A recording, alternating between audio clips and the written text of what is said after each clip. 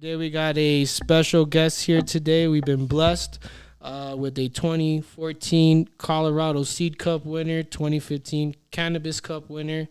This man operates 5 facilities, head cultivator for Clearwater. We have here Spencer with Garden of Weedn. What's up, guys? How's it going? Pretty good. Good. How you doing today? Good, man. I appreciate you guys having me on the show.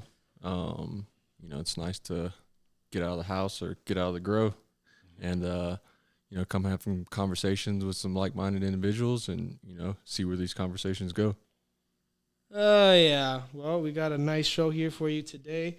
I want to say thank you for making the drive out here, giving us your time. Like you said, it's kind of hard sometimes to get outside of the grower to not be as busy as we are. So thank you so much for your time. Yeah, no problem. Cool. Yeah. So I noticed the other day I was kind of scrolling through. We knew you were going to be coming through, and I noticed that you moved your family out here a little while back to kind of get going with this whole thing. And I was just kind of curious, like what led to that, and how were the beginnings once you got to Colorado? Let's see. I started cultivating cannabis in 2011 in North Carolina. Obviously, North Carolina is not a legal state. I think a lot of us have been there. So to be able to find something that was legal and not so frowned upon, that was kind of, what made me push to move to somewhere legal. And it was California, Colorado. That was like where everybody, if you want to talk about weed, those are the two places that you're going to talk about it. California was too expensive. So I came out in December of 2012, came to kind of prospect what was going on out here. Had a couple of friends that had, made the move already. And I, drove all over the state. I went to Denver. I was up in Aspen and Vail. I was down south in Alamosa and Springs and Pueblo. And, really it just came down to financial. Where's the best place to get started that I can, instead of spending all my money on housing and stuff like this, like I want to build a grow. I want to do this, and that. So Colorado was a choice. And, I picked up and left my family, people that are my good friends to this day.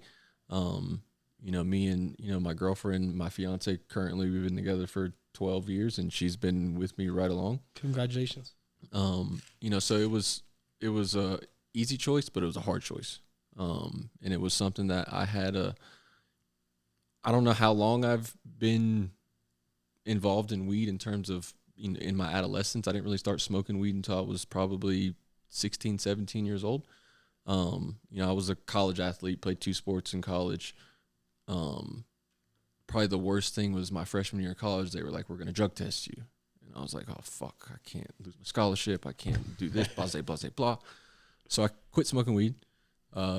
Basketball team wasn't too successful. And somewhere halfway during the season, I was like, fuck this. I'm smoking weed again. I'm going back. And guess what? We win games. Life is fun again. Yeah. So after I, kind of got involved with the plant, obviously I was a hustler. I always was the weed guy at the party or whatever you want to call it. But, that was my choice of path. I had a real job and then I had a side job. My first love is probably cooking, so getting into weed, and now that I'm in the depth of it that I am now, that's essentially what you're doing. You are a chef for a plant, right? Like how can you make this chicken parm better than that person's chicken parm? Mm-hmm. And I've taken some of those skills over to here, and I've been here for going on 12 years now. I wouldn't change it. I've been other places. I've been in Washington State for some retail recreational cultivation out there. I've been to Canada. I've been to Las Vegas. I've kind of chased the dream, and wherever it was going to take me is where me and my family and my dogs, my lizards and shit, that's where we're going. I've had some cool jobs along the way, but I've also had some real shitty moments, on my path to where I got to today. So at the end of the day, it was just a choice for, me and my family to do something that we love to do. I tell people all the time, I'll probably never work a regular job a day in my life again. If I'm 75 years old, you best believe there's going to be some plants somewhere where I live that, it's my passion. So to answer that question, then it was just, a culmination of events in my life. And it was like, this is the absolute right time. I had support from some parents at times, like early on, like my parents were like, what are you doing? Like, what are you doing? You're moving to Colorado to go grow weed. And I'm like, yes. But at the end of the day, 10 years later, it's like, okay, it was well worth it. Were they supportive? Because, you hear a lot where parents hear these type of goals and ambitions, and they're like, what are you talking about? I think once my parents understood how much I really cared about it, because it's like, some people are like, oh, it's just weed, right? Like but then you see someone like dedicate the time, and, they say to be a professional, you have to put in 10,000 hours of work. Like, I'm way beyond 10,000 hours of work, and that's just, I stuck through it. I had some bad moments where I, moved to a place, worked for someone, did not work out, lost money, and I had to start over, right? So I think once my parents kind of understood that, like, okay, this is what he's doing, and he's really good at it. And he's serious. And I'm serious. Like, it makes their perspective be like, okay, it's not just weed to him, right? Like, you could replace it with anything else. If I wanted to design clothes or some shit like that, and your parents are like, what are you doing? You're not Tommy Hilfiger. You're not Ralph Lauren. You're not these people. But if you put the work in and you keep working, you can get there. And I think that was just something that comes natural to what I was planning on doing. That's awesome. And also, I'd love to hear, as an athlete, how did the nug or cannabis help you out? Because, like, I did track and field, cross country, basketball, some flag football, and for me, it was a huge factor of performing and relaxing. For me, I probably started smoking weed 16, 17, 18 into sophomore, junior, senior year in high school. Freshman, I was a freshman. I was worried about being in high school, not like worried about being stoned, right? Yeah. Like, I remember trying weed in 9th grade, and I was like, what is this? Like, not what I wanted. But once I, kind of grew older, and it was always something that, like, for me in sports, everything's so fast, right? Like, if you can, I remember smoking weed and going to practice and being like, it's not that fast anymore. Everybody is like slowed down. I'm thinking a little bit better. It's not such a overload of senses, right? Obviously the rehab part of it, being able to, I couldn't imagine being a professional NBA player or NFL player and not being able to smoke weed and like kind of take your brain off of your life. Because when you are a professional football player, that is your life. Like, there is no other way. Yeah. And same thing for me in the cultivation. Like, I grow so much weed. Like, I used to grow weed at home. I don't do it anymore because that's what I do every day is I grow weed. Like, maybe I'll do some breeding projects in a tent or something like that at the crib. But, like, other than that, it's like my life is tied to working. Yeah, I mean, and going back to what you were saying earlier, I've found that a lot of the people that I've seen out here that are successful, like they have that mentality where they're like, I don't care if I have to leave home. I need to go follow this where it takes me. And I think that's a big separating factor between people that actually get out and make shit happen. I mean, I know people who came here with the same dream as me, and they're not here no more. Yeah. They went back to what they were comfortable with. And I think for me, I've been here for so long, I've kind of seen it all develop, right? Like, I've seen it go from the Wild West in 2012 and 2013 to what it is today. And at the end of the day, it's like, that's coming everywhere. It's not just here. If a state is going to go legal, you better expect to be in the gluttony of corporate ran stuff. But there's still people out there that have that grassroots and that authentic, and they built everything they got. So I think that's just like you said, it's a type of character. Like you got to have some thick skin and some a really strong back to make it happen. Yeah, a lot of tenacity. Like you were saying, it wasn't all peaches and rainbows for you. No, not at all. You had a lot of ups and downs. Sometimes a lot of Hey, downs. this is the heaviest goddamn I've ever felt. It doubles as a weapon just in case. It's a little Ashton Kutcher right there.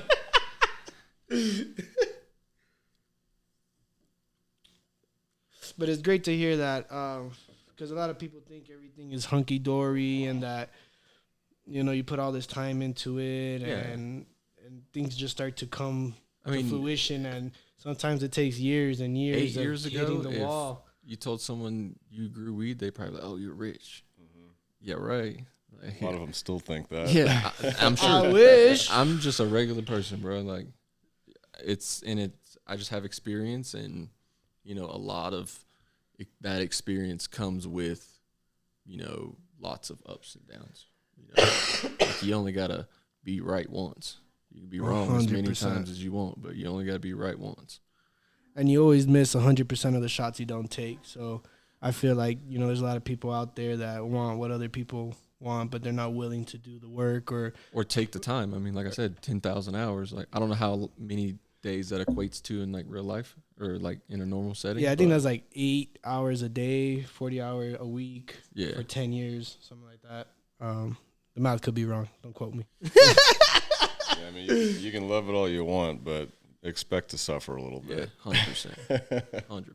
I wouldn't say a little bit. I would say like, a little bit's like 10%. I'm talking like 40% of the time. Yep. Like I've grown 250 acres of hemp, which was the most insane thing that I've ever done. I thought it was that is farming. Let me say that. Say that again. How many acres? 250 acres of hemp. Fuck. Just put that in perspective. Those can. thousands of plants. I've been on the field, and you literally cannot see one end or the other, right?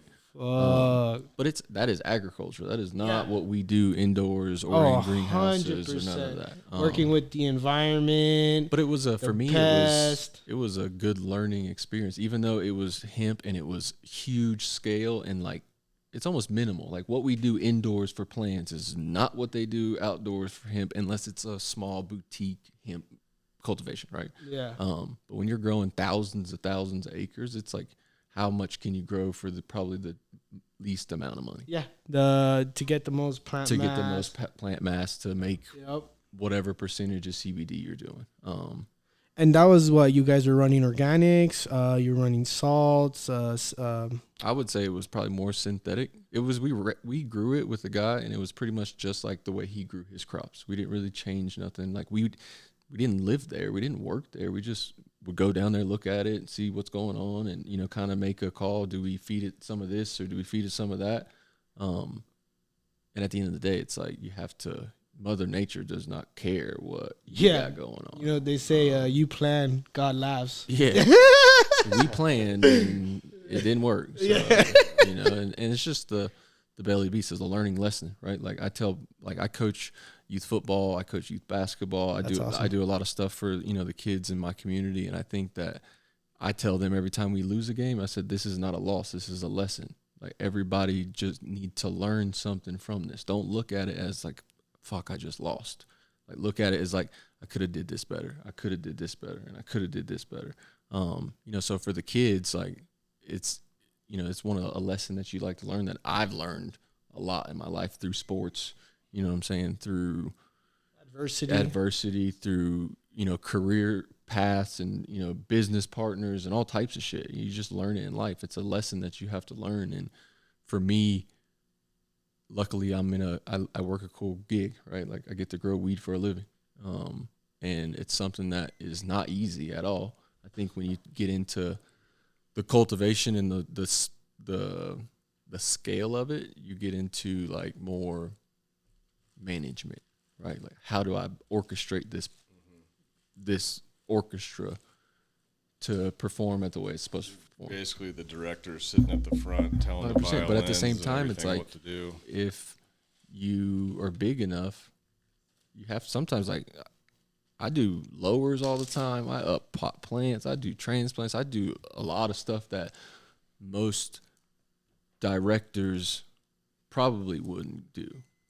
But at the end of the day, I got to get it done. So it doesn't matter if I do it, you do it, my grandma does it, it has to get done. It has to get done. We got to change. schedule. 100%. And that's also a true leader, right? You know, someone that sees if there's lacking or needs help in a certain area, you're willing to just jump in, get your hands dirty, 100%, and fucking get it just done. represents, like, if you have guys that are working for you, right, and you're looking at them while they're working, what do you think is going to happen? They're going to be like, what's this guy doing? But if they see you right next to them, it don't have to be all the time. It don't have to be every day. But I mean, for me, it's probably like 5 days out of the week. So at the end of the day, I'm trying to get something done, and I can't. I have a business to operate. I have timing to be on. I have and when you grow weed, timing is fucking everything. If you miss a clones by 3 days, or if you do 2 months behind, you know what I'm saying? It's constantly changing. So at the end of the day, for me, I love growing weed. Don't get me wrong. You know what I'm saying? But it is more of now you're at a skill level where you have to perform. You have to know how to do stuff. You have to come up with all the newest shit that's coming up on the market. You know what I'm saying? It's a tough gig for sure.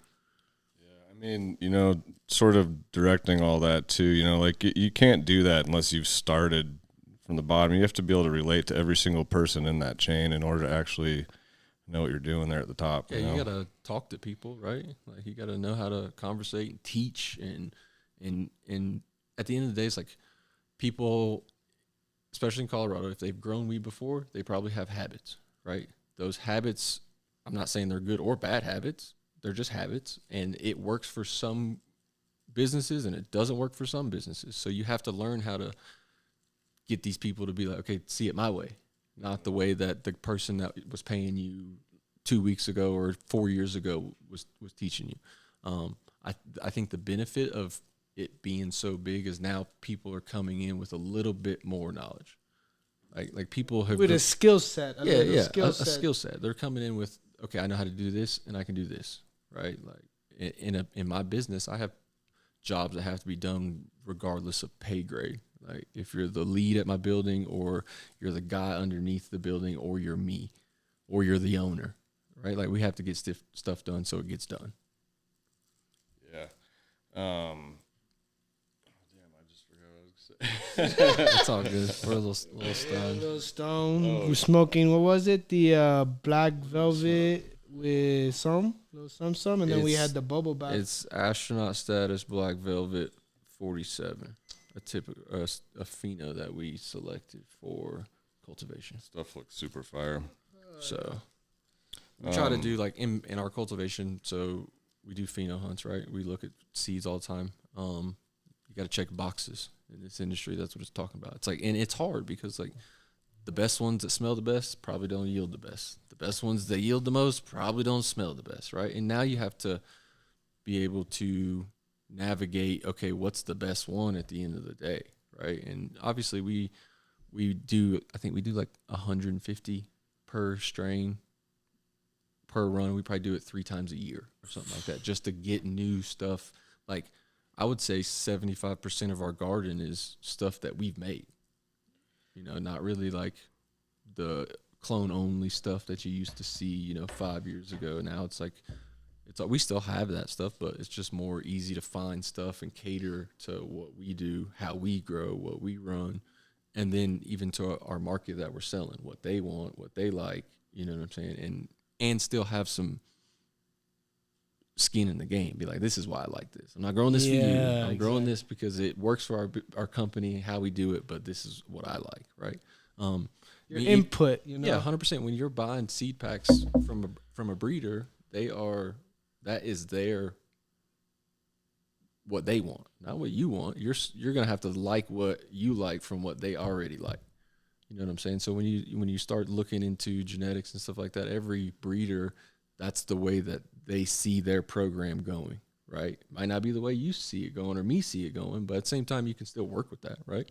So we do a lot of stuff in terms of trying to keep our stuff not exclusive, but like there's not too many people that I know in this world that have this particular phenotype. Yeah.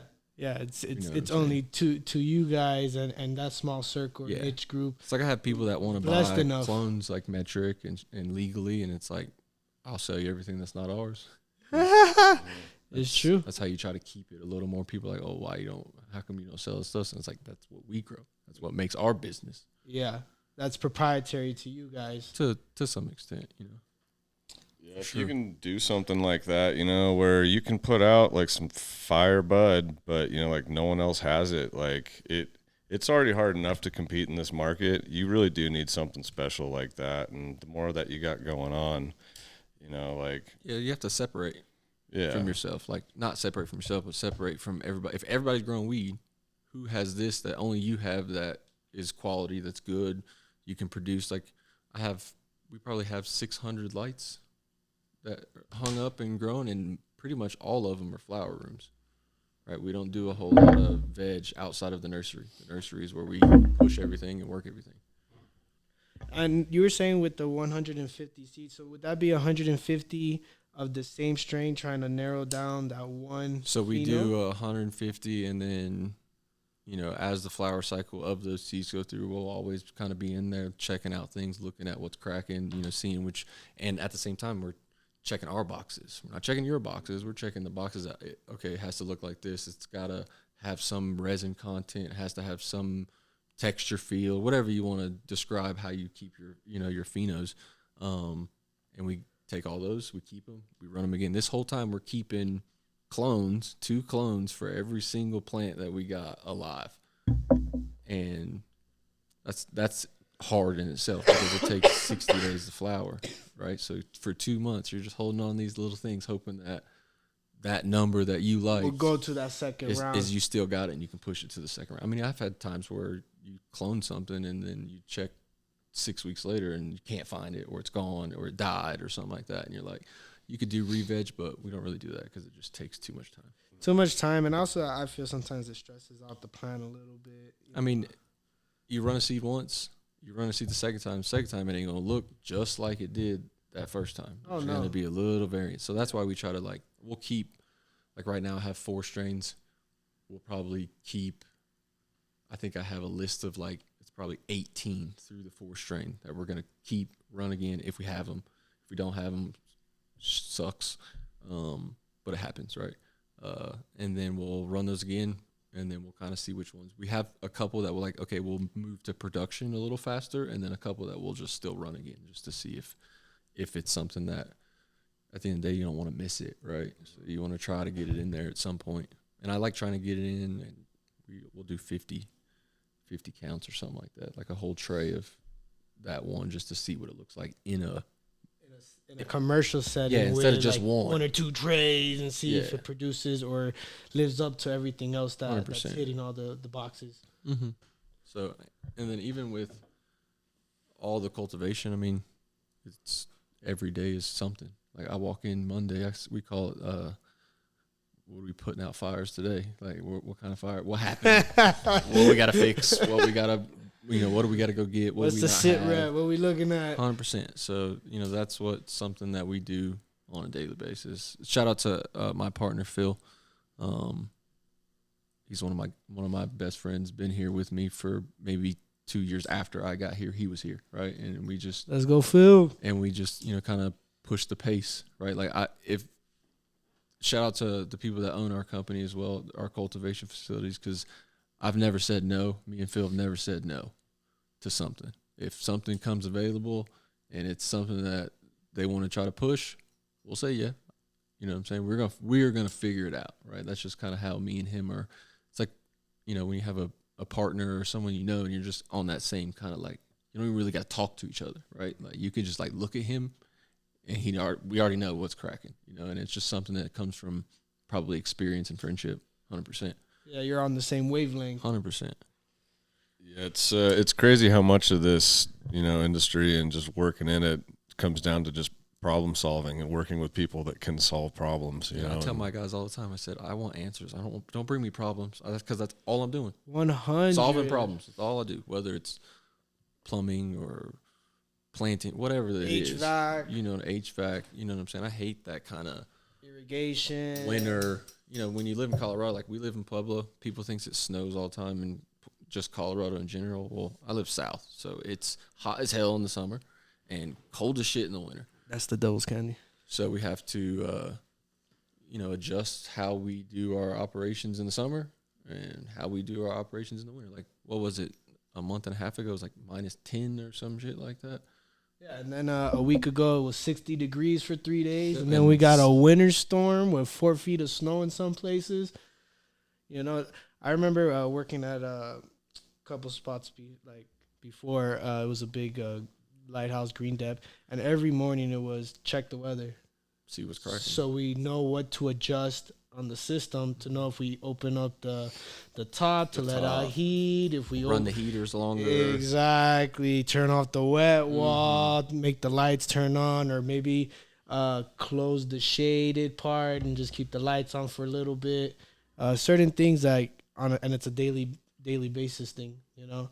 Always seeing what we, like you said, what fire needs to go out and what's most important at this time. Anybody that's in a business point, that if you're running a business, like whatever your aspect of you are running your business, even for the people that like my leads, like I'm sure their plate is full just like my plate is full, but we're running a business. So it's at the end of the day, it's like, and a lot of our crew's been around for a long, like I have people that have worked for us 3-4 years, right? Like they got with us and never left, right? And I don't blame them because we went from, you know, a small building to 5 big buildings. Woo! You know what I'm saying? So it's just a lot of, you know, increase. They see growth, right? Like they're like, okay, we're growing, we're getting bigger. You know what I'm saying? You know, so at the end of the day, it's just, if you don't have a good team, right, you got to have a good team. That's like number one rule, right? Got to have good business ownership.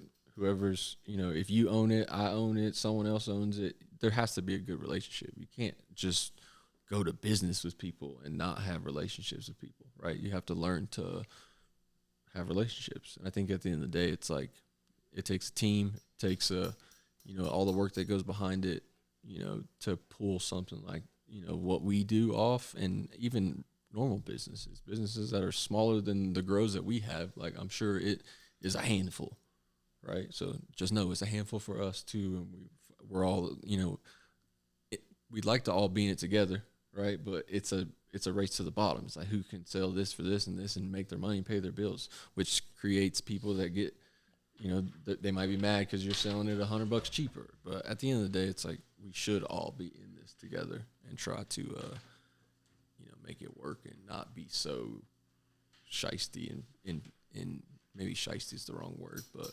No, I agree with you. Shiesty's the right word. There's a lot of shiesty shit going on. A lot of backdooring, a lot of backstabbing. And that, you made a lot of good points. You know, going into business or in bed with someone and not knowing who they are and what they represent. And then you're standing behind something that you definitely don't want to be standing behind. And teamwork makes the dream work, right? You know, from the littlest person taking out the trash. I appreciate every single one of the guys that works for me. Like, my job is my job, but y'all help me do my job. Because I can't, if I could do it all, if I had 15 of me, great. Yeah. 20 more buildings. But it just doesn't operate like that. You know what I'm saying? You got to find people that, you know, like to work. And when you find the ones that really care about work and are just as passionate about weed as maybe you are, like, those are the diamonds in the rough, right? Like, you might have to go through 10 to find one. For sure. And the peace of mind that you have that, all right, I'm not here 24 hours a day. I have to trust you. Yeah. You can't be in 15 places at once. It's just impossible, right? Mm-hmm. So I have to make sure that I have guys that I trust and guys that work hard and show up to work every day. And we've built a pretty good team down there that I feel like we're probably understaffed in terms of numbers, like how many people we have, but we're understaffed because our people are good, right? You know what I'm saying? Yeah, I would appreciate 5 more people to pick more leaves, but at the end of the day, it's like, my guys get it done. You know what I'm saying? They're taken care of. So, other than that, it's we call it the ball and chain, because you can never get too far away from it. Like, you can't. Like, go on vacation for a day, 2 days, you know, going away for 2 weeks or some shit, I would lose my mind. Yeah, I would be so concerned about, like, You wouldn't be able to really decompress and be on relax. You'd be like vacation, no. calling, hey, did you check this? Is this over? Hey, did you check? 100%. Did you 100%. calibrate the meters? No. I'm getting back on the plane. Yeah, send me pictures Yes. right now. I need confirmation. I need Yeah. proof. For sure. And as of right now, like, what type of what's your favorite smoke right now? What type of profile you're looking for? Me strain? personally, I like OG Kushes. That's my preferred choice of smoke. OG Kush, sour diesel. Let's go. You could throw Kim up there too, whatever. But OG Kush, like, it's different. It hits different. Like, people, like, I get high and I'm like, okay, yeah, you're smoking good weed, but like, I'm trying to go to sleep, right? I need the stuff that just puts me out completely, because I can smoke weed all day, and like, there's different ones. Like, I can smoke SFV all day, but I can't smoke like Ghost all day, right? Like, it's just like that difference of strength. Like, they're both OG Kushes, but like, just the variation of that. I have a strain that I got from some guys, and they call it the Crippy, and it's like, That is what we smoke from Miami. it's supposed to be mango haze or a haze. See, that side of the story I've also heard. The side of the story that I got, which I don't blame people for if you lie, whatever. If it's not what it is, whatever. But I like it. Like, I like it enough to where I've traveled across the country, and that's the one strain that if I'm moving, that one is coming with me. Like, I'll run into a house fire to go get that stuff. They're like, yo, the building's burning out. My quap's in there. I gotta go get. I'm going to get the plant. Fuck the weed. The weed, the bird. I'm going to get the plant. Right. I need that cut. So it's just one of those ones that, I like OG Kushes. I like green weeds. I do appreciate, like, I love when runts first dropped. Like, that shit had me hooked. It was different. Like, it reminded me of like the old school, like, gelatos and stuff like that, before everything was crossed with gelato, right? The 41, like the like the 33s and stuff like that. Like, some of those were like really good. But I appreciate all weed. Like, I'll be honest with you. Like, if someone gave me an eighth of some fire tangy, I would smoke that shit until I don't want to smoke oranges no more, and then wait till I could run into them again, right? So same thing with, we don't grow a lot of OGs. They're finicky. They're hard to grow. They don't produce that much weight. They do not. Especially I think a lot of them is because they're old. Like, the whole tissue culture thing popped up, and it was like, okay, like, that strain that I had, that Crippy, I would love to get a tissue culture, because I want to see what it would look like it was just rearing out the gates, not struggling to stay alive. It's just so old. Like, it's just blend, right? You can't get it to, like, when it roots, it throws like one spaghetti root, and you better plant that thing in dirt, because if it doesn't, it just doesn't go well, right? Like, if you plant 50, you better have another 20, 25 backing it up, because some of them ain't gonna make it. And I just attribute it to being just a very old strain. Like, it's apparently, the story that it comes with is 86 or something like that. Oh, I want to hear that story. What? 86? That's Cocaine Cowboy days. Came out of Hawaii. I'm going to quote this because this is the story that I received, and I can't blame you if it's right or wrong. Either way. I like the weed. So and also, there's so many variations of it. So, like, that one could have came out. I mean, you also got to think about, like, okay, this is, God damn it. So, listen, you have OG Kush, or you have, say you take SFV, right? You grow that San Fernando Valley. You grow that shit in San Francisco, right? You send that motherfucker to New Jersey. Different.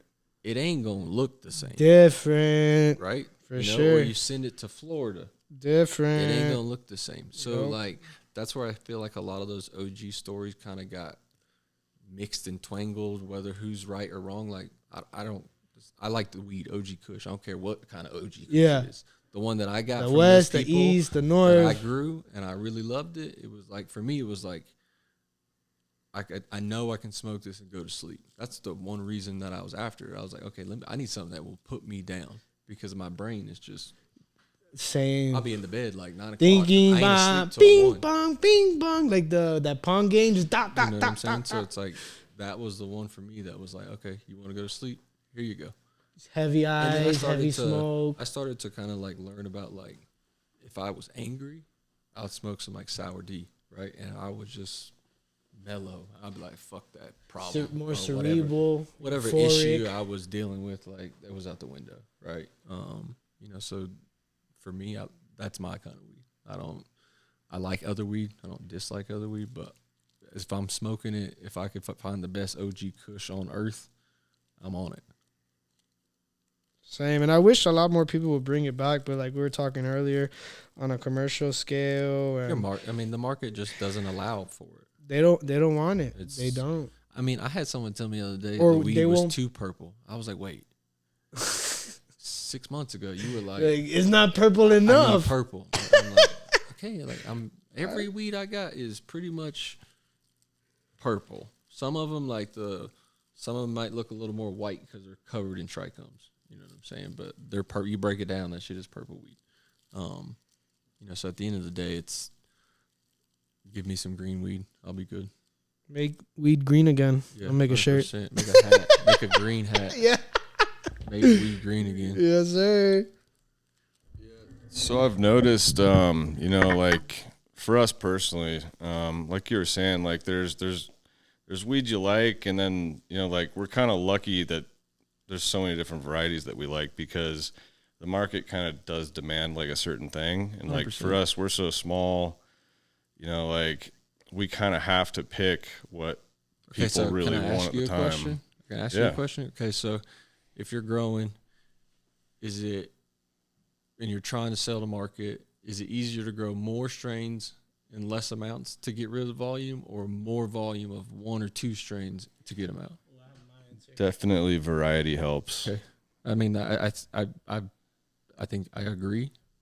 I agree as well. I think I love sour diesel, but if you have 1,000 pounds of sour diesel, What are you gonna do with it? You're gonna be holding on to that shit because people love variety, and even me myself, like I love sour diesel and I'll smoke it all day. But there'll be once in a while I'm like, you know what, I'm in a different I'm mood. gonna smoke something else. I want something different, just a little different, just to get it out of the routine, and then I'm going back to it. Yeah. But I need that little thing to the side where I can, all right, I'll grab a 3.5, a 7 of that. I'll grab a quap of the other one, but I still need to change the palette up. And I feel like everybody on the market is kind of the same way. Like, I don't know if there's a lot of like, I'm a heavy smoker. I'm sure you're a heavy smoker. So there's a lot of people that just buy a 3.5. And then once they smoke that 3.5, they're like, all right, I had that. What's next? What else do you have?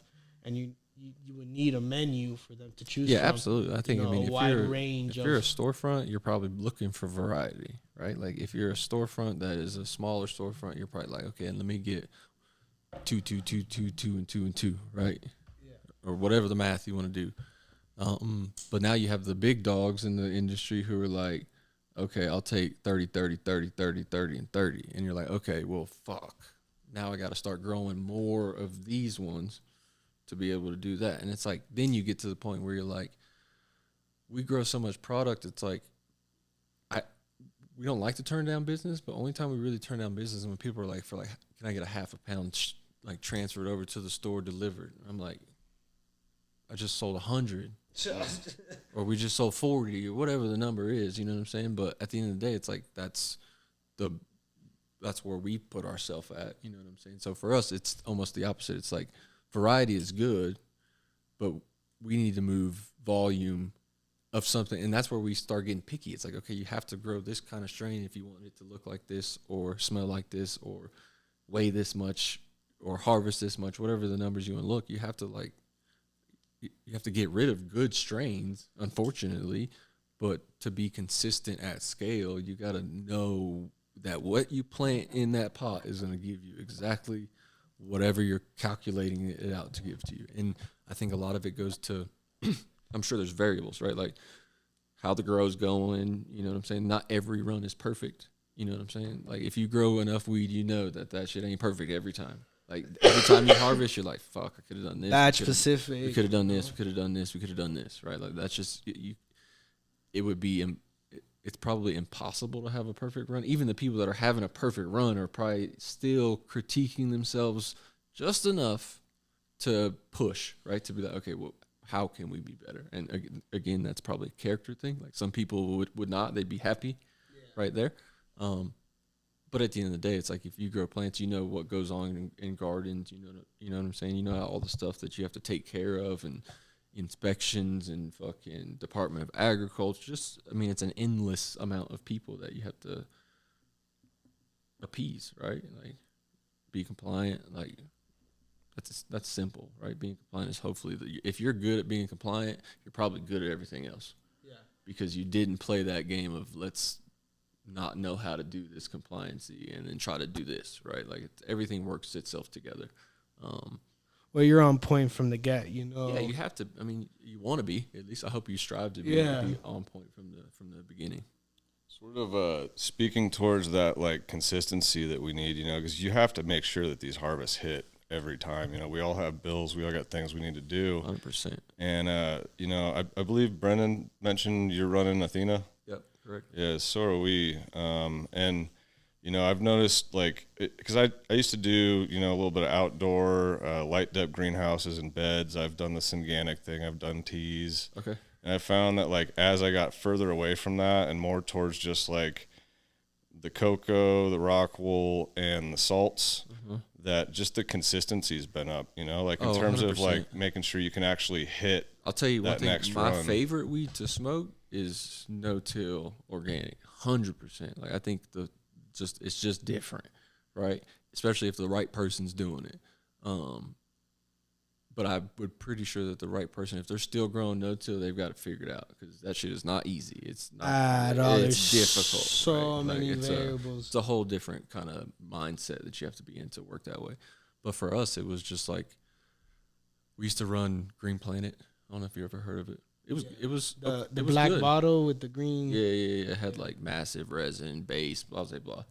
It was good. It was just out of Canada. The shipping was tough. It was difficult. We had mail check. It was retarded just to get it, right? So we're like, okay, then we started linking up with Athena.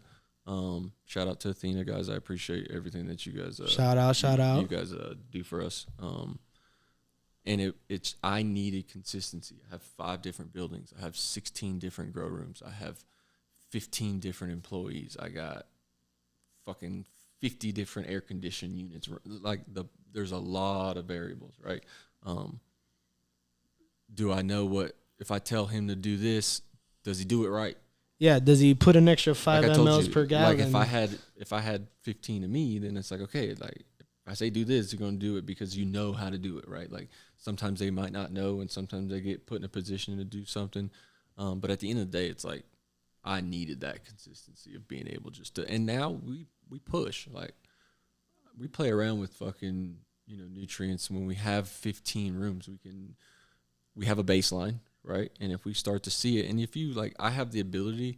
I don't know if it's a fucking ability or a superpower, but I can literally just walk in a grow, and if you spend enough time in a grow room, you can see it. You don't even have to know what is going on, but you can walk and look and be able to pick up on these buds are not forming properly. That leaf is looks fucked up. What's going? I can visually see a plant that's dry, right? I can look at, and you can, if you've been in a grow room long enough, it's either overwatered or it's dry. That's one of the two. What it looks like, right? What's going on? And it sticks out like a sore thumb. You see 1,000 plants, you're like, hey, what's that right there? 100%. Walk over, and that's just exactly something from just being in grow rooms. So I wanted to have the consistency. Why are these plants a little lighter greener than these ones? What's going on over here? Just things that you pick up on as when you grow enough weed and you see enough plants. Every day all I do is just open doors to grow rooms, right? Literally, and you just pick up on things, and you can walk into rooms. You can be like, damn, it feels a little muggy in here, or it's a little warm, or it's a little cold, or it's what?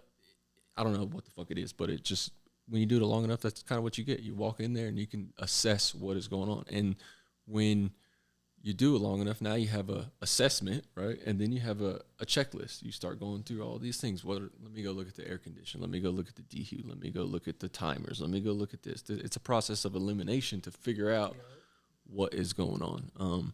We've got a lot into keeping data. My guys do 2 runoff pHs in every single room twice a day in every single room, and they chart it down. And I've got years of just pages, right? So we can go back and we can kind of see what, and if you're smart enough, you'll see it in the plant before it's coming, but there's still going to be a little change because it's already coming, right? What was going on? Like your pH pen was broke and you're feeding in your food and your pH is all wacky. Now your room looks all wacky. Well, if you have that data, you can, it's like a checklist, right? Like you go, like I walk into a room and see something up, or Phil walks into a room and see what's up. Literally, we turn around and we go grab the clipboard and we start looking at numbers and we start seeing what something is tweaking, right? And that's just a feel of the game. Like if you've done it long enough, that you'll pick it up. You know what I'm saying? And it's something that is almost invaluable. It's hard to teach people that. Like I'll be in a room with someone, I'm like, bro, you ain't hot. Or people will be looking at me and it's like, you're not hot. And I'm like, no, it's okay in here. Like 83, it's 84 good. is good. It's I rocking, like it. right? Like, sorry, it's a little warm. Like, take your hoodie off. Like I wear a hoodie and a grill all day. People look at me like, how you got a hoodie on? I'm like, I feel cooler with I'm it just on. in here. Or long sleeves. Always. Yeah. But yeah, other than that, consistency, nutrients was a huge pickup for us. Like we had to make it consistent so that everything that we do can try to be consistent, because at the end of the day, that's what matters, right? Like I just had 2 buildings hit our goals. Like we have goals in all of our rooms. Really, our goal is 2 pounds of light. Like that's what 2 pounds of light and quality weed, right? You know, we're not 3-4 pounds of light. Like there's some shit out there doing it. I just don't know how good that weed is compared to the weed. Is it blown out? Is it too big? Is it great? If it's great, look PGR. Like, let me see it, right? Like, you know what I'm saying? Like if you're pulling that off, like more power to you, like clap to you. But at the end of the day, it's like in this scale, we have to meet volume and quality, right? You can't have a shit ton of volume and your quality be trash, then you're making no money, right? Like you want to have, if you can keep them even, and then sometimes your quality from run to run gets better, but it never really goes below. That's what we look for. Like if we can get a run to be like, oh yeah, the numbers hit, the packs look great. Success. What are we complaining for? Yeah. Right? Like unfortunately we complain like we don't like the market. Like no one likes the market. Like 4 years ago we were selling them for $2,500 on the reg market. Now we're selling them for like $1,000. Oh my soul. But in that 4 years, we went from 150 lights, 300 lights, 400 lights, 600 lights. And we're hitting 2.4, 2.3 a light, you know what I'm saying? So all the extra weed helps, right? Like if you get 2 is cool, but 2.1 is way cooler than 2. Yeah. Right? Sure. And keeping that happy medium where the quality's still there. So yeah, I mean, absolutely. That's If you awesome. grow enough weed, like if you're impressed with everything you do, you're probably not growing enough weed. Right? Like, every day I want to do this better. We should do this better. Next time, let's do this. And then that's just a constant, like, willingness to try to learn. You know what I'm saying? Yeah, the guy that thinks everything that he does is fire probably isn't pushing it forward. Yeah. It takes being, like, critical of your shit, you know, and, like, being like, where can we improve, you know? Like, You have to want to get better, right? Like it's not perfect by far. I'm like, I wish it was perfect. Every ounce of grain in me says be perfect, but we're working with the most volatile plant in the world. Quote me on that if you want to, but I think that there is no other plant that is so sophisticated from every single seed. You can plant 100 seeds and every single one of those is going to be sophisticatedly different. Not like tomatoes, right? Like you plant 100 different tomatoes, them shits is all tomatoes. Yeah. Right? It's all weed, but there's more complexity to that. And I think that's why it makes it, growing weed is hard. Like anybody can grow weed. Anybody can put water on a plant and it will stay alive, but it might not do what you think it's going to do. Yeah. But the people that are very skilled at growing it can grow special kinds of weed. You know what I'm saying? And I smoke a lot of the weed we grow. Like, you know, I love smoking on the weed that we grow. I love seeing the phenotypes that we come out with, you know what I'm saying? So it's good to see it, but it's also good to grow it. And it gives me, you know, a good evaluation of what's good and what's not good, in my opinion, right? Like everybody's entitled to what they think, but in what we do in our business and how we operate, I think we are probably one of the bigger companies in Colorado, especially after like all the closures. Like obviously we weren't as big as like goddamn Los Sueños and all those big, like, had like 30,000 square feet of canopy space, and they're just massive, right? But when people start to close, and it's like, okay, we're still alive, right? Like, we didn't go downhill yet. We ain't fucking going uphill yet, but we're just walking in a straight line. And for me, that's okay. You know what I'm saying? Because our company's gotten bigger.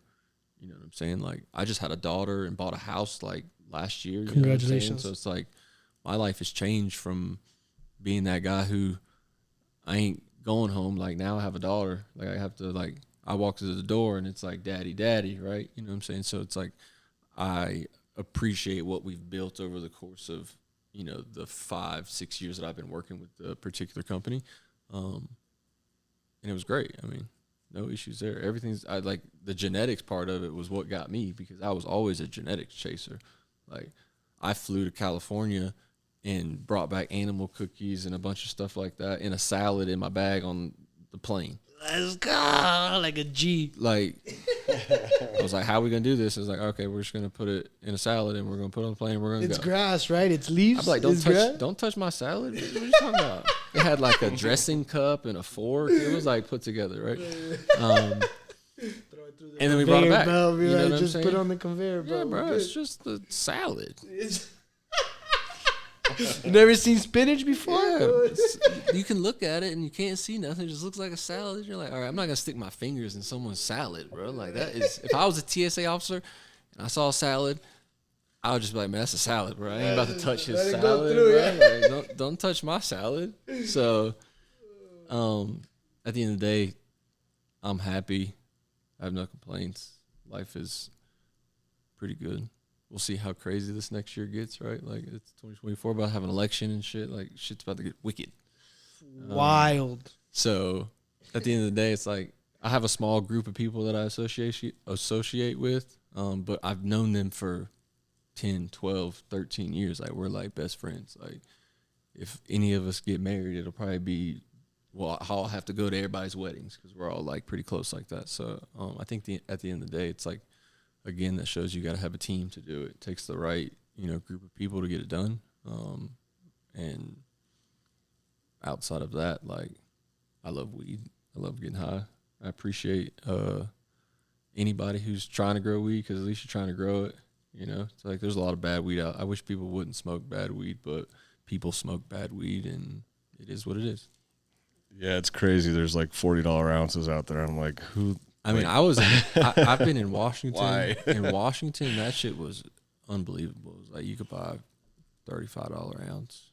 Some stupid. With crack, right? Or is that Oregon? That might be Oregon, but in Washington, it was same thing. It was just a gluttony of everybody growing weed, and everybody out there grew outdoor weed. So it made it, the only people that really stayed alive were the indoor guys, but not too many of them like survived the journey of 10 years of legalization. You know, that shit ain't easy.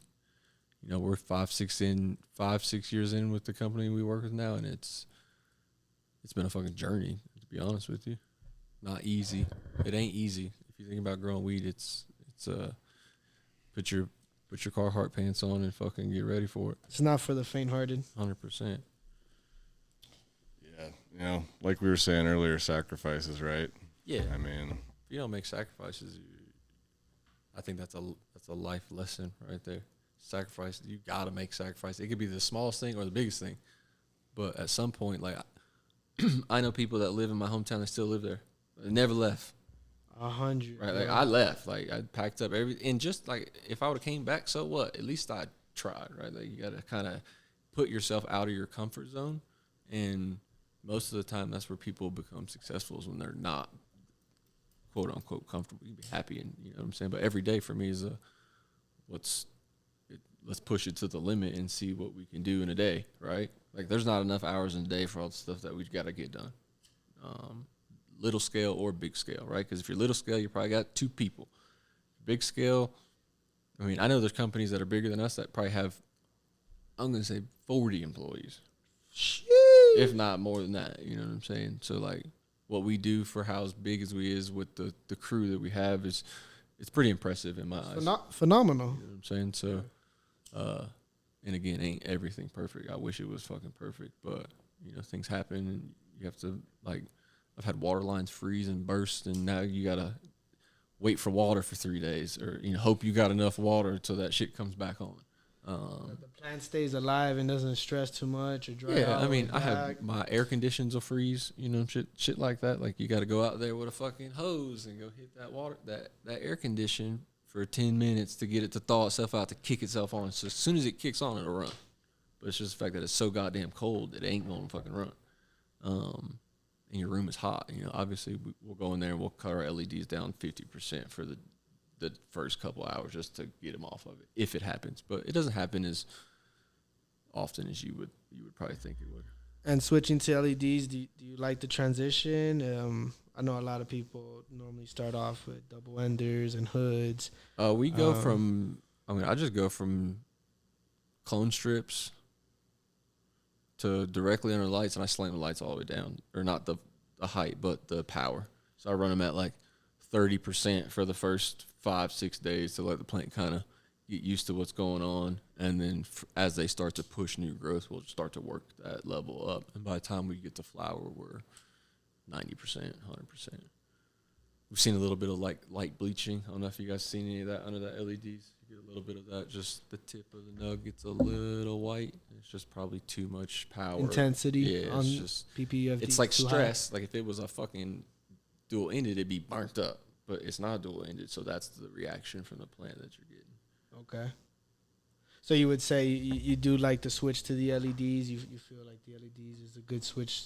I mean, I think if you're going one for one, I think the technology on LEDs today is a lot better than it was 6 years ago. Oh, 100%. Right? 6 when years everybody ago, was I was like, hell no, Yeah. hell no. Like, fuck a LED, right? And then I started growing like in a 4x4 with one, and I was getting pretty good results. I remember I grew 2 pounds out of a 4x4 with 9 6-inch Rockwool cubes, and it was 2 pounds of GMO, and it was fire. And I was like, yo, what the fuck with the LED? And I was like, yo, what the fuck is going on? I had to count all the weed again. I was like, dude, this is not way. right. There's no way this much weed came off. And sure enough, it was. And that's when I was like, all right, well, maybe the technology. I went to a show, and some dude was like, here's this, you want this LED for like $100, because he didn't want to take it back with him. And I was like, hell yeah, I'll take it. And that was just that little R&D LED to see what it was going to do.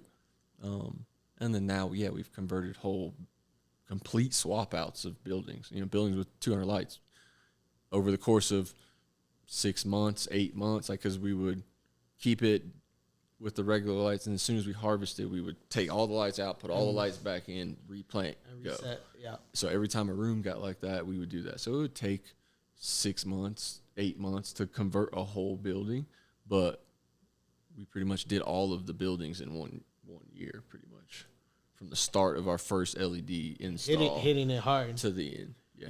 So when it comes to these rooms and harvesting, so are you harvesting a room like once a week? You're harvesting a room. A month is packed with 4 harvests, or it differentiates here and there. It goes. There's like a part of the year where we'll have like 3 of the biggest harvests all in the same week. Just because of the way everything fucking lines up. It's like once a year, right? Like it's like the or maybe 2 or 3 times. It's just everything clusters right there, and you can offset shit, but we're trying to run. Yeah, we're going. hands If we're on off, deck. we're off. We're just still going. Yeah. Right. But at the end of the day, we were just taking all of those and really fucking all those harvests, and I probably harvest once a week at least. Maybe we'll get lucky and not harvest for 8 days or something, and then we're harvesting. We just did 5 harvests in 3 weeks. No, 5 harvests in 2 weeks, and it was probably 3 of the biggest rooms we got and 2 of the smaller rooms we got. So it was just we swamped our trim team. We have our own little crew that's been working with us, and a lot of the guys do bucking. I've sat down on a bucket for hours and fucking bucked weed. You know what I'm saying? Just not even a chair, on a 5-gallon bucket, just fucking getting it done, right? So it was really something that we harvest so much that we have to it's every day. It's either a transplant, it's either a room clean, it's either a fucking default or bottoms or harvest, all those things. There's too many jobs Topping. for 7 days of the week, right? Like you have to do all this trellising, all this, all this stuff that you have to do. It takes a lot of time. So, you have to have a good amount of people or a good crew to be able to get it done on time. And I have a great fucking crew, and we're chasing. We're always chasing. Yeah. Like we're never, as much as we want to be ahead. I think maybe I could get ahead if I hired 10 more people, but I don't think I need to hire 10 more people because I have a group of guys that can get it done. We might just be a day or two behind or 3 days behind where it's cool. Yeah. We'll throw an overtime shift or some shit and we'll all go fucking knock it out or something like that. So it's just a matter of getting it all done and coordinating everything. Like I got to order dirt before Thursday because that's when the dirt shows up. So like like that one weekend we just harvested 5 rooms, or 2 weeks to harvest 5 rooms. We probably ordered 8 pallets of dirt that all had to get transplanted and filled. And, we clean our pots every time we harvest. Our pots come out. They all get pressure washed, biofoamed, all that shit. We do that all to all the tables. So we go through a process of reset, right? Like, okay, we ozone our room. You know what I'm saying? We do stuff like that to be able to, try to keep it as clean as it possibly can keep. And then we just get to it. Like we just did a transplant on Monday, did a transplant on Thursday, and that was probably 2,000 plants. So all those pots had to get cleaned, and we just harvested the week before, right? So we harvested Friday or Thursday, and then we got a transplant by Tuesday and get all those pots clean, all the rooms clean, all the shit done, all the clones ready to go. Yeah, it doesn't stop. It doesn't stop. Not at all. So at the end of the day, I appreciate every point of it, the ups and downs, the highs, the lows, all of it is worth it to me. Like at the end of the day, it's like I ain't working another regular job. Fuck I that. just can't do it. I can't do it. I think that's half the reason why a lot of us got into this in the first place. Yeah, I mean, I grew up in the kitchen, so like I love to cook. You know what I'm saying? Like, but once I got into the cultivation of it, I was hustling a buddy of mine who was like, "Yo, you want to try to grow some?" I was like, "Fuck yeah!" Like as much as I'm paying for this shit, god damn it, I'm trying to see what I could do for cheaper, right? And I grew my first quarter pound in a closet or some shit like that, and I was like, "Yo, this is crazy." How old were you when you did that? I was probably 20. I was maybe out of college a year and a half. I didn't go to college very long. Sports was great. I loved college, but school, I did school, bro. Not for you? Like, I had to take all the regular classes, like math and English. And I was like, bro, I just did 4 years of math and English. I can't take, like, something that I want to take. I got to take this bullshit. And it wasn't for me. Like, everything else was for me. Like, I played college basketball, ran college track. I was probably the biggest I ever was in my life. Like, I was just in college, working out, playing basketball, being in college, right? And it was beautiful. But I had to go to school, and I was like, I'll go, but like, I'm here to play basketball and run track. Right? Can we go to the gym? Are we going to the gym? What's going on? Hindsight's 2020. I look back now and I'm like, okay, I was a dickhead for that. Like, I probably should have took advantage of like getting a free education, blah, blah, blah. But I don't know if my path would have came down where I'm at now, right? Yeah, you probably wouldn't. I mean, to be honest with you, I was supposed to be. I think I probably could have played professional basketball overseas, just from the skill set, like my life of basketball. Like, I still play basketball today, like to this day, like in competitive recreational leagues. You got to ball up. I love ball. Ball's life. So at the end of the day, it's like I'm an athlete, and I think when I got into weed, it was like my competitiveness of being an athlete transferred over to me wanting to be the best grower, right? Like, all right, I ain't got to fucking run 100 sprints, but I can fucking study and read and figure out how this fucking thing works and figure it out. So at the end of the day, it's like, if you don't grow weed, like we said, don't grow weed if you think it's easy. Good weed, at least, right? You can grow some swag and think it's good, but it's not. If you want to grow really good weed, it takes some skill and some time and some effort. And experience. I think that's the number one thing. It's like, you could have a degree in growing tomatoes, but we ain't growing tomatoes. 100%. We're growing weed. Like, not to say that your knowledge and your basic information, it probably doesn't transfer over, or probably does transfer over, But if you don't have experience in growing weed and what goes on with a weed plant, then how are you going to know what is going on? You have to go through the experience. Like, okay, I fucked it up this time. On to the next one, right? And then, okay, I didn't fuck it up that time, but like I did last time, but I fucked it up a different way, right? Now you know both ways of fucking it up. Now next time you won't do that or the other one. And I think just for me, I don't know how many plants in total I've grown, but a fucking lot. Like, I think you're in the millions. I would like to say it's a big ass number. It's hard to like look at a million, but I've done a lot of fucking. There's probably a 8% to 10% amount of people that have grown as this is probably the same amount of weed like in the population, right? Like, so if there's 100 million people, then there's probably 10%, 10 million people that could fucking do that. But at the end of the day, it's like you have to know how to do it. You don't know how to do it till you figure out how to do it, right? And then you just get better from there, really. Yep. Now, a lot of people don't know too, like with the growers, how many harvests we lost or how many harvests we went through. Like you said, learning. I've lost harvests quite a few times, just like timer issues or that's one of the breaker goes off. That's one of the more like we call it a rookie mistake because it's like if you don't know what your timers are going on. Like for me, it's like if it's at 7 and at 7. I have cameras on my phone today, so it's like I can just look, right? Like, but back in the day, if I didn't have, I was having to walk your ass out there and go look to make sure that your shit's cutting on and cutting off. That's like one of the biggest things to like make sure that is happening. And of course, we've had issues go out, breakers go out, fuck up the switch for the timer. Now the timer doesn't work.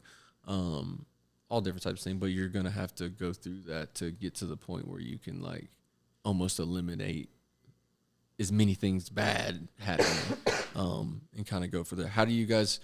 So you said you liked your consistency on the Athena.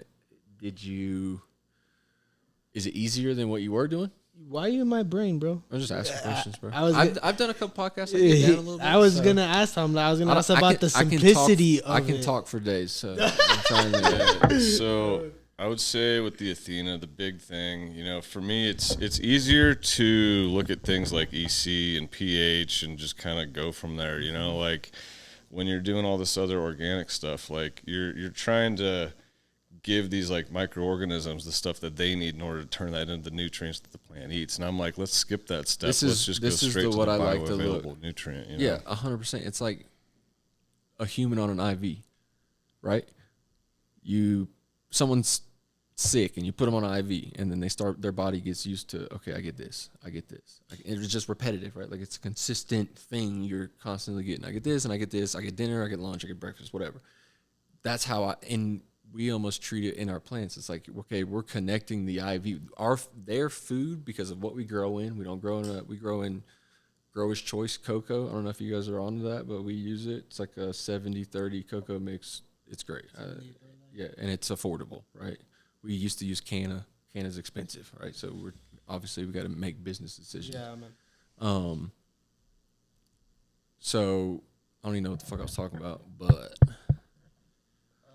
the IV. Yeah, so you're just hooking up your food to the plant, and then now you get to control it. Like if you have a plant that's hand watered, right, and you have a plant that's hooked up on an IV, I guarantee, or I say IV, that's fucked up. It's hooked up on irrigation. That plant is probably outgrowing the plant that is getting hand watered. It's just it's like a bodybuilder, right? Like you just feed, pump. That thing's gonna grow. Now, when you know how to have good genetics, I think that's probably 50 to 60% of the battle. Is like if you have good quality genetics of weed that you've seen and you like, it's probably gonna be what you want, right? If you're growing something that ain't verified or you don't know who gave it to you, could fuck up your shit, or something that doesn't fit your growing style, right? Like you got low ceilings or some shit like that. So when you just hook it up, it just runs better. And then you know how to, run the programs, or you can adjust nutrients or change nutrients, or like, have you read the Athena handbook? I've been through it a little bit. Okay. We kind of tailored everything here just to what we have available at the moment. We still can't afford a lot of the sensors and things like that. So, what are you guys running? Batch tanks? Yeah. Okay, so building batch tanks. are batch tanks on irrigation or batch tanks just to hand water? Irrigation. Okay. And then setting the schedule and then checking depending on. Are you guys plants we're checking taking your out. guys' runoff ECs and pHs, like what comes out of the pot? We did that for a little while just to basically establish where we're feeding at right now. And then just be consistent. And right now, we're not actively doing that, but we feel like we did it enough in the past to get a baseline for like what's safe and what's not safe. Yeah, so I mean, we push. Like I've slammed rooms at 4.0 Athena, but it's just because I walked in that room and I was like, it needs a little bit more, right? Just this room, not the other rooms. All the other rooms are green or blah blah blah. This one's a little lighter. Let me pump it a little harder. So I've ran it, and then it's so consistent. It's like you're consistently running, and then you give it a little boost. It's gonna get back consistent. It's just not gonna boost and fucking take the fuck off, right? Unless your pH is off. I think that's a huge crucial thing. Is like the plant can probably take more food than you realize, but if your pH is off, you're gonna realize that something is wrong, right? Whether it's looking deficient or it's burning the fuck up, whatever. It's just because your pH is off somewhere. So that's why like we do that monitoring with the runoffs. We try to really keep an eye on like if I see 0.1 or 0.2 swings in my pH, okay, I need to go adjust the dosatron a little lower, right, to get a little lower to balance everything out. And then once you get that, then do you guys use any boom boosters with Athena? At the moment, no, we're not using anything. Just straight Athena. The only thing. On fade? Yes, exactly. Okay. Yeah. CalMag? No, don't need. What kind of water you guys got? Water from the city through water? Is it pretty good? Filtered. Yeah. Okay. Because I just use city tap, and where I think our ppm is 200, our pH is 7, so it's pretty good water. Nothing too crazy, and we just go straight tap to. I have batch tanks in places too. I have dosatrons in some places too. Do you do big irrigation tanks? Like I build most of our rooms. So for like a room that is 1,200 plants, it's probably a 250-gallon tank that we build every day. Okay. And you like it that way, doing it every day, so you could test it every day and make sure it's I know what's in that motherfucker today, tank, and right? Like, it's not gonna have enough time to. Some if days it's not I'll balanced there or might be changed. like 50 gallons in it. I'll fill it up. I'll adjust what I'm feeding it a little bit just to play safe, right? You don't want to fuck nothing up. So we just do irrigation for that, and then I have all of our irrigations are 250s, unless the dosatrons. The dosatrons are all like just plug and play, right? Like I've had rooms that are great on dosatron. I have rooms that are great on batch tanks. So it's like for me, it's really batch tanks. It's like making a soup, right? You're like, okay, I know what's in this motherfucker. I put this in it. I put that in it. What day is it? Right? Is it day 42? Is it day 47? Do I want to start running fade now, or do I want to let me go look at the room and see what strains in there? I might wait a little bit till I start pushing the fade, right? Those are just one of those things that you can, as a chef, quote unquote, you're kind of be like, all right, this run is this way. That's the but extra pinch of salt, you're never really getting off of your baseline. Like your baseline is there, right? Like you know what you're doing. But if you have the ability to look and be like, okay, let's give it. Like I started running a little bit more CalMag from the blended side, just in with our food, just to give it a CalMag source. I think that's because of how much power I'm slamming on top of these plants, and how much power the plant is taking, and what the plant is actually uptaking in a time space, comparatively to like a hand water. Like I'm dry down, or not dry down, but we're just like this all day, right? Just consistent. Keeping it saturated. What it eats, it's getting fed. What it eats, it's getting fed. Yeah, we're just constantly. It's like being on IV. If you were on IV and you were good, and then they unplugged the IV and didn't give you shit, your body would be like, "What the fuck are you doing to me? Yeah, where's the IV back? Where's my food? Where's this? Where's this? Where's this?" So that's when I look at it in that sense. That's just our direct direction to like getting to the plant and being able to feed the plant. Like cocoa ain't nothing but something to hold the roots on, really. Like in a place for fucking root gnats and fungus gnats to fly around and piss you off, right? Because them motherfuckers are invincible. It doesn't matter. Like they live there too. They're here before us. Yeah. No problems. Just every now and then you just see a little dude. It's like, where the fuck did you come from? So I think that I appreciate Athena. I've been doing it for, I don't know, maybe 3 years, maybe a little less. But we did a bunch of big outdoors, like 3,500 plants and 35 gallons, feeding the same way we're feeding indoors, outdoors. And I'm running through 7,000 gallons of water a day. Because they're just, by the week 5 of flower, there's no dirt left in there. It's just straight, you're growing like rock wool at that point because there's nothing left. It's just, there's nothing to hold the moisture because the roots have completely taken over, all the dirt that's there. So what so I'm just curious, so like we've been looking recently at like Trollmaster, GrowLink, and Arroyo. What system have you been using? I don't run any system only because I can't afford that shit. It's just too expensive. Yeah, like Arroyo was, I don't know what Arroyo was. I'm not going to quote their money, but at the time we started, and this was years ago, 3-4 years ago, we were like, we just can't pull the trigger, right? And then we started getting into more just handwritten data and just really just keeping a hold of like what's going on through the handwritten data. Yeah, I know there's probably some cool ass shit on Arroyo or the Trollmaster, like upper echelon, like the computer face ones and shit like that. But we use a Wadsworth in the greenhouse. I don't know if you ever heard of that. It's the same kind of thing. Controls like when the vents open and when shit goes on and off.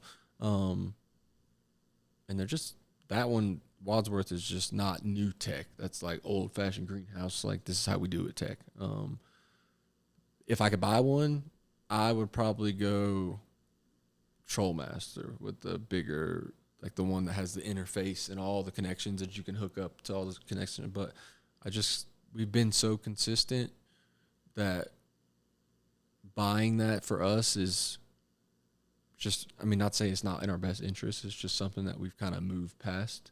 I love data. I love to but I just think it's a little easier than that. Can you push it and go crazy with data? Yeah. You can crop steer, but you can still wreck the crop. Like you can still fuck it up. 100%. Going that route too. You know what I'm saying? So I think at the end of the day, it's like everybody's gonna grow weed how they want to grow weed. I just think the main thing is finding a recipe that you know that works and being consistent with your recipe and your work ethic and, getting everything you need to get done. And then why not? Like, why isn't it a good run, right? Like I did everything I was supposed to do to make sure it was a good run, right? Every now and then you might inherit problems. Like, have you guys been dealing with hop latent any? Fuck that shit, bro. Dude, all right, so I'll tell you a story. I did not. This was. They're fucking. This was 4 years ago, maybe. Production for a couple. 4 years ago, me and Phil, we're just planting plants, bro. And genetics 5 years ago, 10 years ago, things are changing, bro. You're getting shit from whoever the fuck gives it to you. Who knows if it's clean? Yeah, this is fire. Who Yeah, knows if put it's it in, good, blah, blah, blah. So we started seeing it, and we started calling them duds. That was our term for, damn, that shit is fucked up, right? It was like it has no trichome production. It's all weak. The branches all break. It was just weird, right? Like it was something that. So we started over cloning, right? We were like, okay, well, we're losing 10% of them, so let's clone an extra 10% to try to get them out. And then you really just gotta fucking kill that shit. That's the only rate. Like, unless you got tissue culture labs, you can go crazy and you're all scientific. Like, I can't afford that. Cool, but at the end of the day, I think the best thing is to isolate it. If you don't want to kill it, get it away from everything. Keep it in its own tent, and you just got to be thorough in terms of waiting for that thing. Because really, I think it could grow out of it. It's just how infected it is. They're all infected. That's what I was gonna say. They're all infected. The viral load depending. How big is the infection, right? And what stressors are causing that infection to come out? A whole left side of the branch, fine. Whole right side of the branch, fucked up. And you're like, what's going on? Like, Yeah, no, it's definitely weird. Like, I've even seen plants that were sick, and we've kind of selected healthier and healthier cuts and brought them back to where you can't even tell. Okay. And so you don't see that virus load, I guess, as much if you can get it to a healthy point. I guess almost like the same concept of tissue culture, right? We're just getting that first. You're getting the healthiest motherfucker. And just one cut, keep it separate, grow it out. One cut, not putting in heavy production, not taking many. I think that maybe the worst it. part is if people don't recognize it. Probably if you can't see it and then you just clone it or you plant it or it's just no. You put it in a tray with everything else, and now that tray, when you flood it or when you feed it, now just gave it to everything else through the root zone. Fuck. Yeah, and now you spread it to your new moms because now you just cut clones for moms and. Yeah, it's really weird too because like when I first took over the facility that became Stone Street, we got all the plants tested. And I know that every single one of those plants had been cut with the same pair of scissors, and some of them were negative and some of them were positive. So it's like, how do you? Is that type of contact is not? I guess. Who knows? And I mean, like multiple times, like. Yeah, so I think strange. BioSafe or one of the guys makes something called Cow Ox. You heard of that one? No, not yet. So it's just supposed to be a help.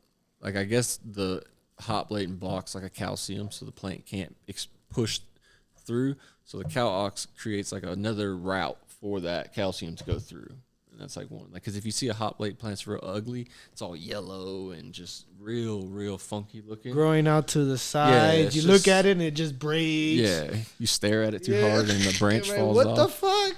Yeah. But yeah, no, we dealt with that too. I mean, if you grow weed, you're gonna deal with all types of problems. It's just it's like if you grew apples, I bet you ain't harvesting every single apple out there. There's a percentage that just goes. I lived in apple orchards. Like you drive by after it's done, there's hundreds of apples just on the ground.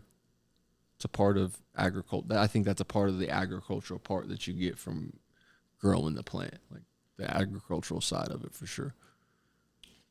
Yeah, someone actually asked us a kind of interesting question. It's kind of a strange one, but they're like, "You think AI will ever be able to grow as good a weed?" And I was kind of thinking to myself, like, I don't, like I personally believe there's no better fertilizer than the footsteps of the farmer. Then that was a good one. But like, what do you think? No, I agree. It's a connection. It's an art at the end of the day. Like as much science as there is to it, you can take all that science and try to follow that science. And I guarantee you, if you've never grown weed before, it's going to come out as good as the stuff that we do. And really that's just the connection that the people have to the plant. Like I feel like there's not a lot of people that grow weed that you follow routines, right? You follow what you do. You don't have that like just, I don't know what to call it, but you just like I said, I can walk into a room and I can just look and I can see something wrong or nothing wrong. Like, you know what I'm saying? It's just one of those intuition things you kind of, learn throughout the process. So I agree 100%. I'm trying to remember that quote you just dropped. Oh, there's no better fertilizer than the footsteps of the farmer. Yeah, I mean, like it is interesting being someone that's in a grow a lot. And then one of my favorite things is like bringing by friends that are like stoners that don't grow. And like you start showing them like the different plants, the different smells, and like you or me knows how to recognize, like I know exactly what that is from 10 feet away. Yeah, 100%. To them, it's just a bunch of different weed. They don't even notice that they're different until you start showing them. You know? Until they start learning about it. You're like, this one's like bud structure. It's education. Like how many people, like I remember the first time my dad was like, I took him to the weed. He's like, so which part do you smoke? I was like, what? The stem. I said, smoking flowers, right? And it was just something that he didn't necessarily know until he asked and learned about it, right? And for us, that's wild. Like, how do you not know what you're smoking off of the plant and him? Yeah, for me, it was like, well, what are you talking about? Like, what? But from his perspective, it was just a genuine question because, like, when you see it in that aspect, you're just like, what the fuck? Like, that's probably one of the most reactions you get from people. They just, like, come in, and if they've never seen a grow, they're just like, yo, what the fuck is what's going on? This is crazy. And from an outside of a building, you're like, oh, this is like a little warehouse. What's going on? You open the door and you see 100, 200 lights. 100%. I think at our grow facilities, our biggest room is one side of the greenhouse is 70, the other side of the greenhouse is 70, and those are LEDs. And then we have one room that's a 70 lighter, and then everything else is like 60, 50, 45, 20s, 60s, just broken in between down.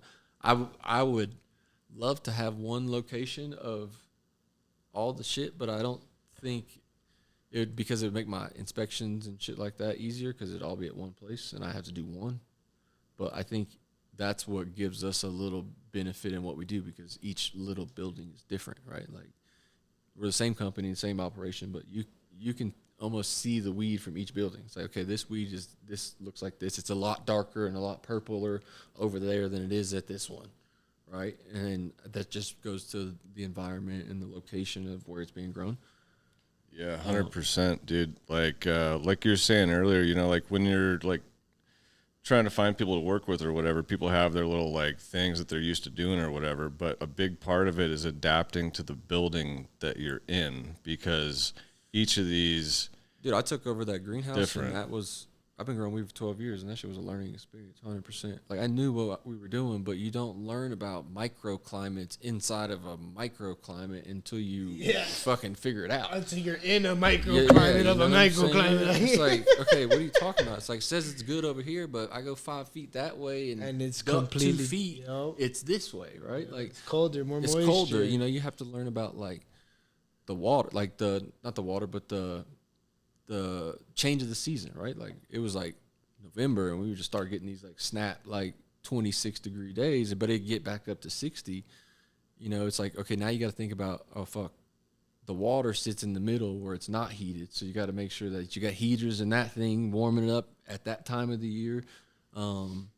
Just countless variables when it takes to growing weed at scale and commercially, whether you're 100 lights, 50 lights, or you're 600, there's a lot of work that goes into it that I don't think people get to understand. They just like, oh, you just go grow weed all day. It's like, I wish you would think I just got to grow. I wish I was just growing weed I wish all it was day. just like, that. I mean, there's days where, bro, like, I turn into a plumber.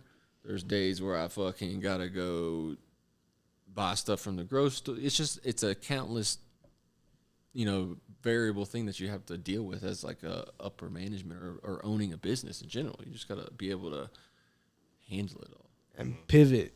Yeah. Every time. Yeah. You got to know how to weave. It's like you got 3 problems. Which one's the most one's important first? to solve first? Yeah. Is something on fire? Okay, now I'll go to the next one.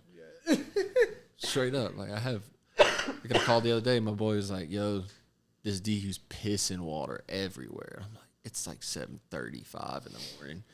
He's like, you got a rubber mallet and a screwdriver? And I was like, yeah, on the way. Right. You know, and that was like at the same time, like we're watering rooms and shit, just checking out. Because usually what we do is we show up and we just mob through every building real quick just to look at everything. And then we go do our shit. And it's kind of a everyday basis. Outside of Sundays I play basketball. So where you ball up or that's a little? I play in a Cannon City. You know where Cannon City is? It's Yeah. like west. You like take like Manitou and go that route to like Penrose. And Is that where shit like the Ferris wheel and the bridge is at? That's where the bridge is. Yeah. Okay, Maybe the yeah. Ferris wheel, but they have something like that. The Royal Gorge is out There there. you go. That's the one. So we play in a basketball league out there, and it's like, I don't know, it's probably 11 of us. We all grow weed, smoke weed, work at dispensaries or some shit like that, and we like to get down a little bit. They all show up smelling like blunts and shit. I'm all serious. I'm like taking ibuprofen and shit. Getting ready. Like, bro, we're gonna win today. I'm stretching. No, we're pretty Let's good. go. We're 3-1, and Oh yeah. we lost to probably the team that wins it all every year. So next time we play them, it'll be interesting to see what happens.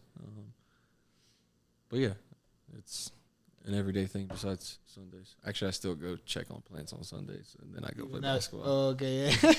It's on the way. It's on the way. It's on the way, honey. Sorry. I gotta make a stop. What would you say is your favorite part of just being in the industry, or just being able to grow? Is it just working with the plants, or being able to select flavors that people will get to enjoy later, or I don't know. I think the biggest thing is I probably get to share my experience with a lot of people. You know, whether they're further along than me in their path, or they're, you know, behind me in their path, whatever the case is. I got to, like, I think the knowledge should be shared. Like, you know, if you got to run a business, cool. It's like, just because I give you the recipe doesn't mean you can make it as good as me. 100. Right? And that's just the rules of life, right? So at the end of the day, I think it's just like I love being with plants. Like, to be honest with you, my favorite part of probably growing weed is probably doing the lowers like day 1 or 2 of flower. Like right when we flip the switch, going through, cleaning up everything on the bottom, all the bullshit, and then going from there. Because at that point, you're sculpting what you want that thing to look like when it's done, right? And that takes an artist's point of view to kind of be like, okay, I need this to do this and do this and do this. So that's probably one of my favorite things. Maybe I bitch about it. My friends are like, yeah, right, you hate doing that. I was like, but that's probably one of my favorite things to get done in a garden. And then I miss like they used to have like events, like real events. Like there used to be high times, there used to be like secret cups, there used to be like secret sessions and all this crazy shit where like it was more community. And I think, it was basically medical. Like really was like, I used to come to up here and go to a place, and it was like back when you could have like the Lazy Lion and shit like that. Oh, shout out! You could like the dab. You could just pull up and go smoke some weed, pay $5, go in there, smoke some weed, chill with your homies. Everybody's showing all the stuff that they got. Yeah, I mean, like, I'm growing this, you're growing that. It was more of a community kind of thing. It was like, oh shit, Spence is here. Let's see what the fuck he got in his backpack. I used to walk around like a camera backpack that had like 12 pockets in it, and they each have a fucking jar of just like different weed, and you just go to events and just like, I did a lot of stuff like with some music people, obviously just through weed. Really, that's what the connection was there. It's like, Spence is the weed dude. They're like, all right, bet, come through. Like I hung out with fucking Waka Flocka in downtown Denver for for a whole night. We went to One Up, like just wild in the streets, went to concerts. It was like, and really only reason that happened is because we had some fire ass weed. That was like the connection there. And from there, it was like, I just seen him. They just did that concert in Pueblo, like back in the Springs. It was like, he was the headline, and it was like Kid Ink or someone like that. And sure enough, I hit him up and I was like, yo, let me bring you some weed. And sure enough, he was like, bet. That's so raw. I got to take like my 12-year-old son like on stage, like on the concert, like side stage, and he could watch the show. So for like a 12-year-old who thinks he's the coolest kid in the world, like that shit was probably tight as hell. Like so cool. I didn't get to do that when I was 12. You know what I'm saying? I didn't do that shit till I was like 20. But yeah, that's probably my favorite thing. I miss that, but my favorite thing is probably just still working with plants. Like I feel fucked up if I'm not in there. Like it's just a habit that I have that you have to look at them. I gotta at least look at them. If I'm not, I can't not look at them. Yeah, then you're not sleeping right. You're tossing, turning. Right? What happened? And if you're in the positions of growing weed like that, then if you don't know yet, you're gonna find out. But you know what that feels like to just not be settled and know everything's okay, right? Yeah, you try and go snowboarding for the day, and like you're just worried about a fire happening somewhere. Bro. I'm on the lift, like texting people, like, "Hey, is everything okay? I'm not getting reception, dog. Is everything okay? I need Wi-Fi. When we get down there, we're gonna go on the Wi-Fi. That's when it happens too, right? The minute you think you're okay and you're like 100 miles away. Yeah, you're having the greatest day in your life, and right when you get the reception, bing, bing, bing, bing, bing, bing. Shit just starts coming in. Yeah, I gotta go. All right, and again, we do want to say thank you. Shout out to you. That fight, the high as fuck. That drill you brought was fire as fuck. Where was it again? It was some astronaut status with Black Velvet? Was some Astro Black Velvet Phenos, and then there's some Super Boof as well. I don't think we tried the Super Boof yet. I think we were gonna have to. Y'all gonna we gotta roll that up. Joff, you got anything? Yeah, man. Just thanks for coming out. It's really cool. I've been watching what you guys are doing down there for a while, and it's cool to actually be able to sit across the table and talk. So yeah, man, I appreciate it. I like to. I used to be a lot out, like talking more and more events and shit like that. But just with as busy as we've gotten, as big as we've gotten, it's just I had my daughter and shit like that, So I just kind of stayed tuned in and locked in for a little bit of time there. But I do love the brand that I've built. I stand on everything that I've done. you know, I stand on the team that's been behind me, you know, for however long you've been there. You know, so at the end of the day, I think it's, for me, it's like I see a lot of stuff on social media or whatever it is, and it's like there's people that are popular. I don't want to be popular. I don't really care about popular, but I do want to tell my story and get the information out, right? Like, that's all I really give a fuck. If I happen to become popular or some shit, cool. But at the end of the day, I still grow weed. Like, you ain't getting me off of this. Like, I'm not going to turn into a celebrity and never, you know, go back, right? Like, no, this is what I do. And something I've created, and I've, you know, been around the game. I've seen what's happened. I've seen things change. And I want to be able to kind of push my story and my brand. And, you know, I'm just a normal person, dude. Like, I don't got a lot of money. You know what I'm saying? Like, I got a happy family, a good job. Blessed. You know, I'm blessed every day, you know, and I want to just kind of be able to see if my story and my brand is something that is true to itself, right? Like, I don't think, maybe my brand won't do well because it ain't, if it has to be with me, and I can live with that. You know what I'm saying? Like, but at the end of the day, I think, what we've built in the culture, you know, I've done a lot of stuff with celebrities and other, you know, other brands. I just think there's a real platform now to kind of get something out there so people could see it. I mean, there's no telling. You look at the, you know, the realm of the internet. I mean, Cat Williams went on fucking Shannon Sharp's show and broke the internet. Yeah, he did. You know what I'm saying? I'm not saying we're going to break the internet, but I'm just saying, like, there's people out there that will listen to this and take these, you know, this information and be like, I like that guy's point of view, right? Or it resonates, right? Like, there's going to be people like, oh, that dude's a dickhead. Or, I don't think I'll get that, but they might be like, oh, he's wrong, whatever. At the end of the day, people are going to listen to it, you know, and I think that's just as important as anything else. And also, you're getting the story from you, right? You know, sometimes the story ain't nothing never for me. told. Yeah, my story is 100% authentic. Yeah, And that's the thing that I think about is, like, I am a small percentage of the world of people that can do a certain specific task at a really high level. But I didn't take no shortcuts. Like, I don't got a degree in fucking biochemistry or plant chemistry. All my knowledge is from experience. And I'm willing to bet that experience versus someone's book knowledge on this particular subject of growing weed, I'll go to bat for that. Like, you ain't beating me just because you got a book. I agree. If you grew more weed than me, then I'd be like, well, we're just going to have to see. But at the end of the day, I think it's just, that's what it comes down to, for sure.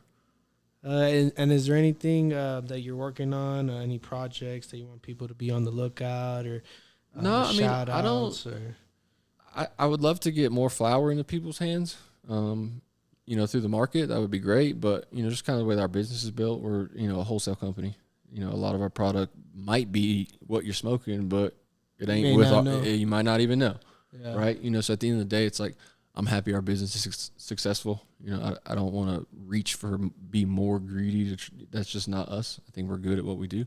You know, projects. I'm working on merchandise. I'm trying to. Let's go. I'm trying to build my brand a little bit more. Right? Like, I've done merchandise. I've done hoodies and shorts and fucking hats and you name it. I've done it. Right? It's hard to manage when you're self-funded and you have to fork over. Like, I fucking bought 50 hoodies, right, and had to pay X amount of dollars. Guess what? Guess who's got 7 hoodies in the closet? Me. You. Yeah. That's not a good business draft, model, right? Like, it doesn't work like that. And I think that was just more because my life was hectic and busy. It wasn't a big deal. You know, so now I think that, you know, with my wife and my child at home, that I could get her to easily just kind of take care of, like, if it's just a website, right? Like, just make sure things are good. Now you can make a website and you don't have to have any inventory. Yeah. You can just, they'll print your shit on whatever you want, and you might only make $2. But that's $2 more. But it's $2 more, right? Like, so if I could get my brand into a better space like that, you know, Instagram ain't what Instagram used to be like 6, 7, 8 years ago. Like, when that shit was like pretty authentic and followings were building real. Like, I've had 50,000 followers for the past 5 years. It's just No interaction. no I see interactions, the same no shit play, on my feed. no I'm like, push, and I don't care, like whatever. But that was like a big place where I engaged with people, and people saw what we had going on. So at the end of the day, it's just I'd like to have a goal of getting my website and my merch and shit back up, and kind of seeing what cracks from there. For sure. Definitely be on the lookout, and we're gonna be happy. I know you're gonna come back, and then when you come back, you're gonna be like, "Nah, this is what I got dropping. Look at this. Look at that." I can't wait. I can't wait to see what you got cooking up. You know, we'll have to get cooking back again soon. Again, thank you guys for having me. I appreciate it. I've been asking to kind of get back on the podcast scene for a little. I've done a couple with like Irie Jeff and shit like that. So, shout out Irie Genetics. I would like to kind of get back into it a little bit. I personally wanted to start a podcast. I wanted to do I watch MMA religiously. Like I am a fucking fanatic. So I wanted to do a weed UFC watch the party, talk about what's going on, maybe have some bets and shit in there playing. But just my life is too busy. This device is mobile. You let me know. I'll pop up. I'll pull out. You know what I'm talking about? Maybe I wanted to redo my garage, so maybe this fall I'll have a little somewhere we can sit and watch fights and fucking record ourselves talk about people getting knocked out. Hell yeah. So, I appreciate you guys for having me down for sure. We appreciate you. For sure. Cool. Well, that's episode 2. Thanks, and love you guys, and hopefully you enjoy. All love. Thank you again. We were smoking on some fire. Also, we had some different phenols here of the Devil's Candy Trichouse Chichuse. My dog out here killing it. My dog brought some fire too. So again, thank you. All love. Peace. Yep. Thanks, guys. Have a good night.